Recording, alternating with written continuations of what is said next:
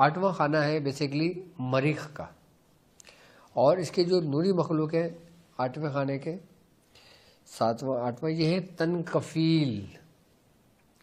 تنکفیل جو ہے نا، یہ سمجھ لیں کہ یہ بڑی روحانیت کے مالک ہے، بڑی قوت کے مالک ہے، اور یہ سمجھ لیں کہ ان کی وہ قوت ہے کہ جو دنیاوی قوتوں پر سب پر غالب ہے۔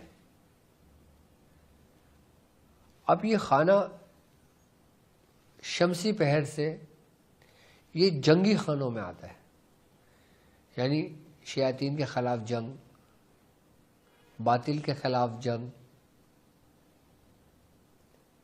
اب انسان جب اس راستے پہ چڑھتا ہے تو اس کا سب سے بڑا دشمن شیطان اور شیطانی قوتیں اور شیطانی جنات، جو شریر جنات ہیں۔ جب انسان اس راستے میں چلتا ہے اور جب مخلوقات کی طرف سے آگے کی جانب بڑھتا ہے تو سب سے زیادہ دشمن اس کے جو بنتے ہیں وہ شیطان ہی کی ضروریت ہوتی ہے۔ ان کو شکست دینے کے لیے سب سے بہترین خانہ آٹھواں خانہ ہے مریخ کا۔ کس کے لیے؟ دشمنوں پر غلبہ پانے کے لیے، دشمنوں کو شکست دینے کے لیے۔ اب وہ دشمن چاہے دنیاوی ہو، چاہے ظاہری ہو، چاہے باطنی ہو، چاہے دوسری مخلوقات ہوں، چاہے جو آگ سے بنی ہوئی مخلوقات ہوں، جو آب سے بنی ہوئی مخلوقات ہوں، جو بات سے بنی ہوئی مخلوقات ہوں، جو خاک سے بنی ہوئی مخلوقات ہوں، ان تمام پر کی قوتوں کو توڑ کر رکھ دیتا ہے یہ آٹھواں خانہ۔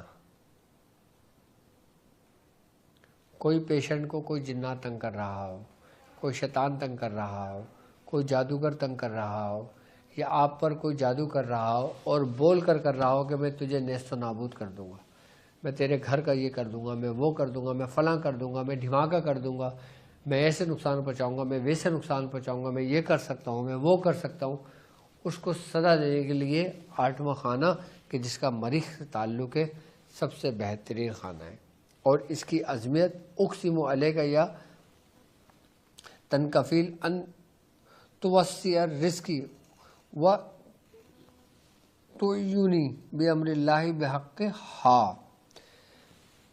یہ سمجھ لے کہ اس کے لیے بہترین خانہ ہے یہ۔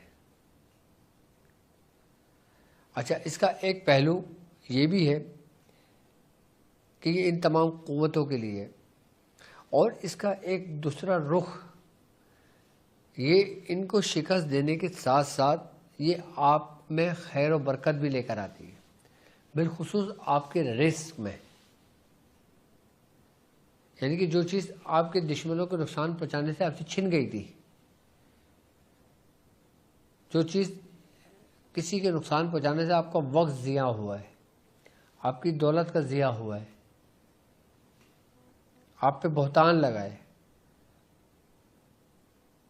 انسان زمین پہ گر گیا،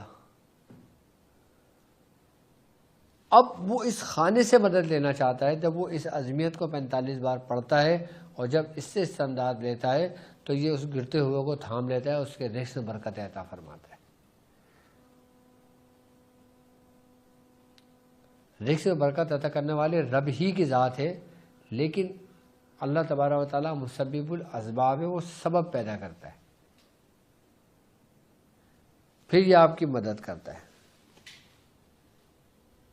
اور کس کے وسیلے سے؟ حرف ہا سے، جو 8 کا حصہ ہے۔